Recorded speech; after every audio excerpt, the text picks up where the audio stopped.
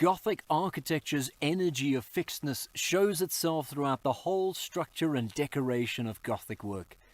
Egyptian and Greek buildings stand for the most part by their own weight and rigidity, one stone passively incumbent on another. But in the Gothic vaults and traceries there is a stiffness analogous to that of the bones of a limb or fibres of a tree, an elastic tension and communication of force from part to part, and also a studious expression of this throughout every visible line of the building. And in like manner the Greek and Egyptian ornament is either mere surface engraving, as if the face of the wall had been stamped with a seal, or its lines are flowing, lithe and luxuriant. In either case there is no expression of energy in the framework of the ornament itself.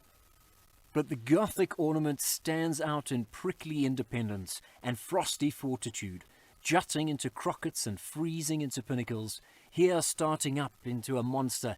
there germinating into a blossom, knitting itself into a branch, alternately thorny, bossy and bristly, or writhed into every form of nervous entanglement. But even when most graceful, never for an instant languid, always quickset, erring if at all ever on the side of brusquerie. The feelings or habits in the workman which give rise to this character in the work are more complicated and various in Gothic architecture than those indicated by any other sculptural expression hitherto named. There is first the habit of hard and rapid working, the industry of the tribes of the north, quickened by the coldness of the climate and giving an expression of sharp energy to all they do, as opposed to rigidity, the languor of the southern tribes, however much of fire there may be in the heart of that languor, for lava itself may flow languidly. There is also the habit of finding enjoyment in the signs of cold, which is never found, I believe, in the inhabitants of countries south of the Alps. Cold is to them as unredeemed evil, to be suffered and forgotten as soon as may be. But the long winter of the North forces, the Goth, I mean the Englishman, Frenchman, Dane or German, if he would lead a happy life at all, to find sources of happiness in foul weather as well as fair, and to rejoice in the leafless as well as in the shady forest. And this we do with all our hearts, finding perhaps nearly as much contentment by the Christmas fire as in the summer sunshine, and gaining health and strength on the ice fields of winter as well as among the meadows of spring.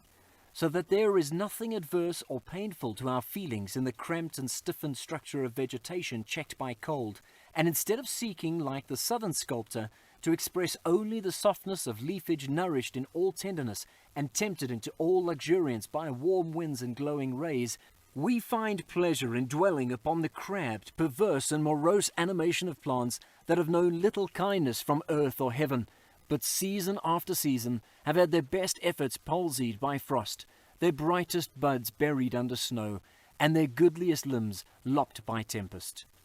There are many subtle sympathies and affections which join to confirm the Gothic mind in this peculiar choice of subject, and which add to the influence of these the necessities consequent upon the employment of a rougher material, compelling the workman to seek for vigour of effect rather than refinement of texture or accuracy of form. We have direct and manifest causes for much of the difference between northern and southern cast of conception. But there are indirect causes holding a far more important place in the Gothic heart, though less immediate in their influence on design.